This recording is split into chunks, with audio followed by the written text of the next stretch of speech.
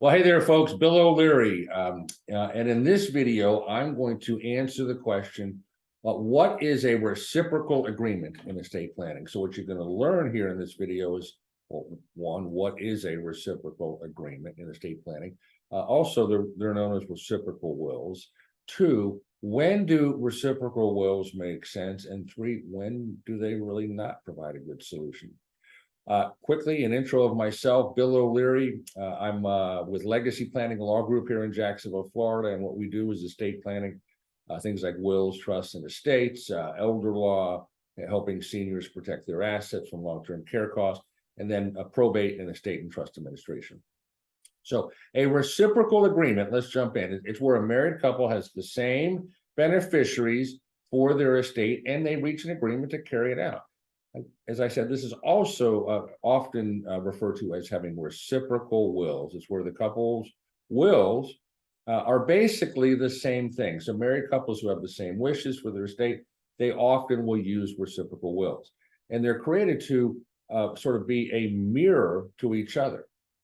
Reciprocal wills basically are two separate wills with parallel wishes and beneficiaries. That's why we like to say reciprocal wills are two separate wills that are mirror images of each other.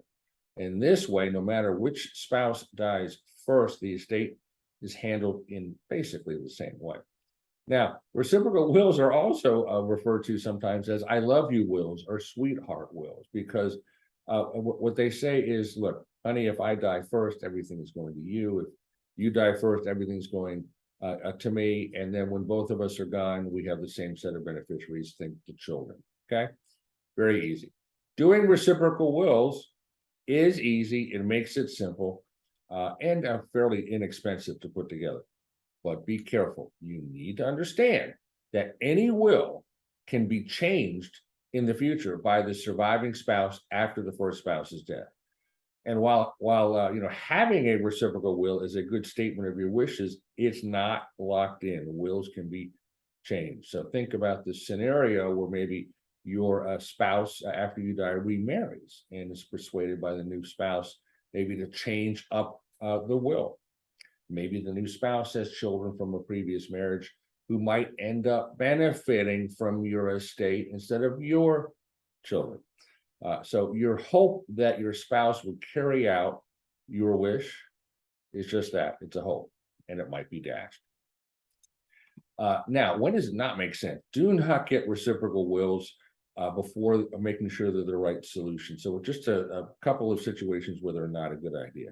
You're in a second marriage, and you or your new spouse, or maybe both, right? You have children from a prior marriage. I am sure that you would want to make sure that your children from your previous marriage will end up with something after you die. Well, reciprocal wills won't work because the surviving spouse, like I said, can change up the will after you die and cut out your children from your prior marriage. Okay. So in this situation, actually using a living trust instead of a will as an alternative to a will is a much better solution in this second marriage scenario, and would provide that assurance. I like to call it sort of guardrails to make sure that your children from your prior marriage will receive something at the end of the day. Another situation, let's say that you're married later in life and each of you has separate assets instead of owning everything jointly, and you may have different ideas on who the beneficiaries should be. Well, you won't have that kind of flexibility if you get reciprocal wills. And then one other situation to be very careful of. Let's say you're married, but you don't have any children. And each of you may have different beneficiary preferences. Maybe you have your own set of siblings, nieces and nephews, and maybe you like one charity and your spouse likes another charity. Okay. Reciprocal wills aren't going to work because they're not going to give each of you the flexibility to decide your own set of beneficiaries. So if you'd like to know a little bit more about what a reciprocal agreement is in estate planning and maybe how we can help, we really encourage you to go ahead and take that next step. We'd love to talk to you. So I invite you personally to book a free 15-minute phone call, our discovery phone call, where you can basically tell us what your issue is and we can tell you if we can help you. Scheduling could not be any easier. In fact, go to the bottom of this video and there's a scheduling link. It's going to take you straight to our booking calendar. Pick the time and the day that works for you, and we'll jump on the call. And also, I have a lot of other videos. If you want to learn some other topics concerning estate planning, elder law, probate, and so forth, go to our YouTube channel, Legacy Planning Law Group. And lastly, if you've liked this video, I would kindly ask that you formally like it, better yet, share it with your friends. So this is Bill O'Leary signing off for now. And on behalf of everybody here at Team Legacy, go make it a great day and a better world.